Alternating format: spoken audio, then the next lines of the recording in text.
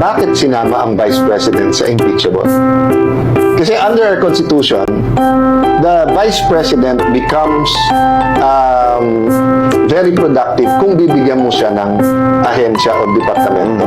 Kung hindi, yun yung tinatawag, hindi ako tinatawag talaga to sa political science na spare tire. Naghihintay ka, di ba?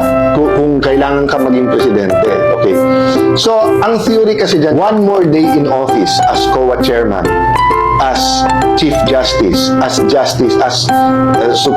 President, hindi kakayanin ng bansa kung kailangan ka-impeach.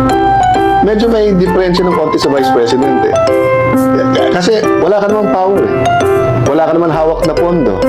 Di ba? Yes! So, that's why we were saying, every day ang pinag-uusapan namin sa Senate na, bakit hindi sila mag-focus sa problema ng ating bansa, mag-focus na palakasin yung ebidensya, i-file na lang ng February 6.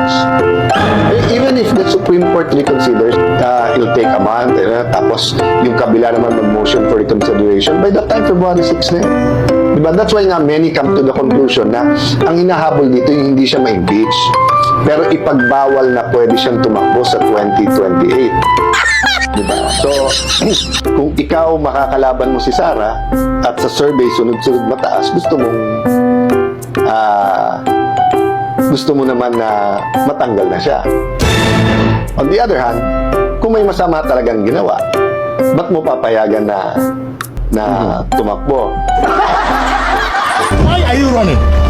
Why are you running?